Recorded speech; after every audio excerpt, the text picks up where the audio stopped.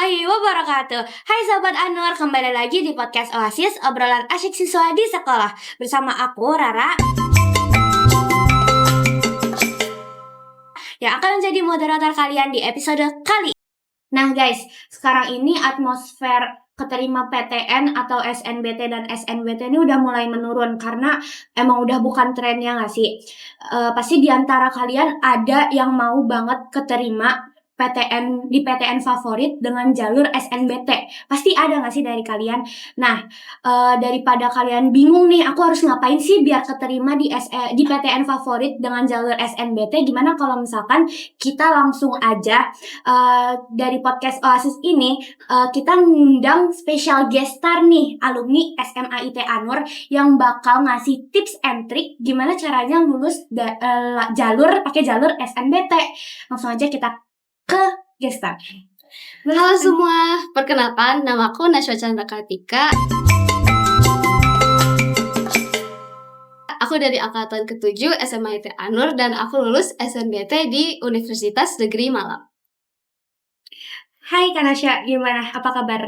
Baik, alhamdulillah. Ya, beliau ini lulusan SMA IT Anur, alumni SMA IT Anur yang baru aja kemarin wisuda. Gimana Kak? Kasih kesan singkat dong 3 tahun SMA di Anur. Lebih tepatnya sih 2 tahun ya, karena tahun. pindahan dari kelas 11. Ya. Nah, SMA IT Anur tuh mengajarkan aku kalau untuk sukses kita tuh nggak hanya harus belajar, tapi juga harus berusaha dengan jalur langit dan mengambil semua opportunity yang ada dalam hidup. Gitu guys. Nah, gimana kalau kita langsung aja ke pertanyaannya nih. Biasanya nih yang teman-teman kita pasti banyak banget yang mau tahu gimana sih caranya kakak bisa lulus di Universitas apa tadi? Negeri Malang.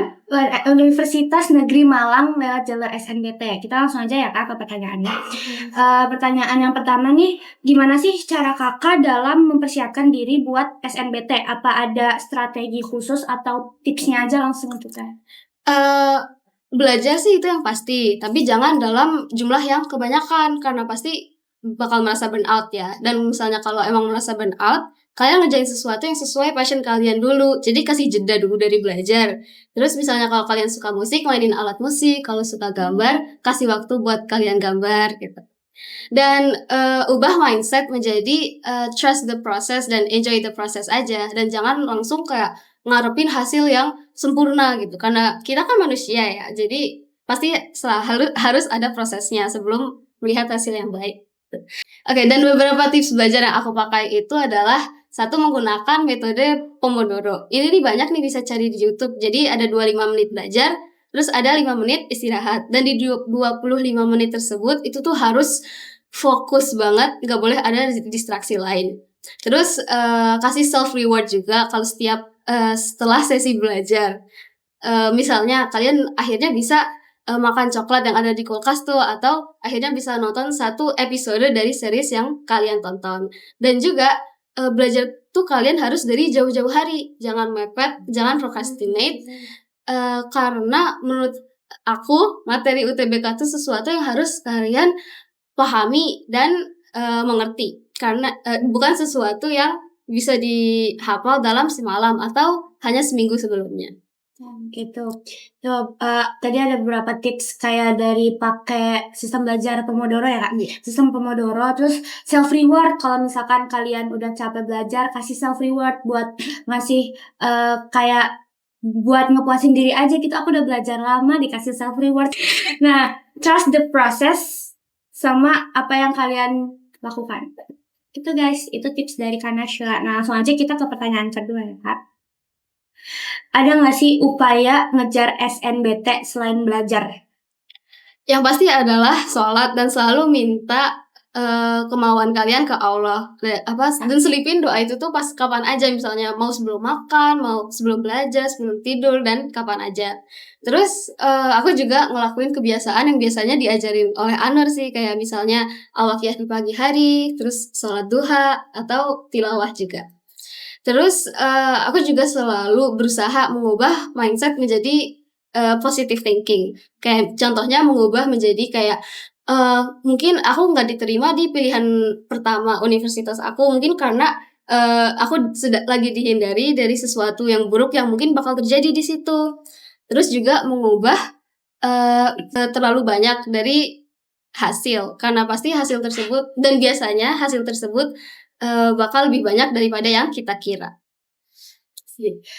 Nah, kita nggak mungkin belajar terus nggak sih Kak buat ngejar apa yang Iya. kita mau. Jalur langit itu satu-satunya jalur terakhir yang nggak terakhir sih, harusnya paling utama nggak sih Paling kita utama. kita pakai buat keterima di PTN favorit. Jadi nggak cuma belajar, kita berdoa sama Allah tadi kayak Al-Waqiah, ya alhamdulillah, kita selalu baca itu tiap pagi di SLIT Anwar gitu. Nah,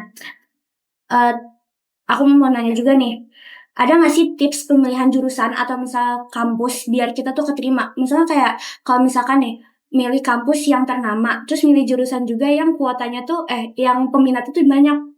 Terus dengan ilmu yang kita punya gitu kan pasti ada keterima nggak keterimanya. Nah, kira-kira ada nggak tips biar keterima?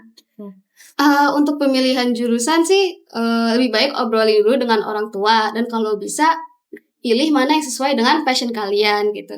Dan juga sepakati mana juga yang bakal banyak prospeknya di masa depan. Dan untuk penentuan kampus ya, ini tuh sebenarnya biasanya ada 2 tipe orang, yaitu yang pertama yang dia hanya ingin di kampus spesifik. Dan jika kalian salah satu dari orang tersebut, yang bisa kalian lakuin adalah belajar dari jauh-jauh hari, pelajari dan pahami materi UTBK dari jauh-jauh hari.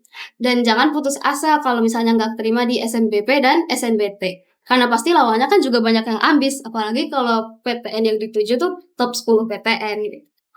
Dan kalau ada lagi tipe orang kedua yang dimana mereka mengejarnya jurusan, bukan kampus. Nah, kalau kalian tipe ini, tips dari aku adalah cari akreditasi jurusan di kampus tersebut, lalu yang jurusan di kampus tersebut, dan realistik aja dengan hasil-hasil tryout kalian. Dan lalu bandingkan dengan skor lulus di universitas tersebut, dan seenggaknya masukin satu opsi yang realistik di pilihan universitas kalian di website SNPMB nanti. Kalau misalnya dari teman-teman ada yang mau keterima di kampus di PTN favorit nih, berarti belajar UTBK-nya tuh harus dari jauh-jauh hari, karena nggak semua hasil tuh diproses dengan secara instan gitu. Jadi nggak yang aku belajar hari ini padahal besok udah UTBK, itu nggak mungkin ya sih Kak. Nggak Kayak mungkin. peluangnya lebih kecil buat keterima.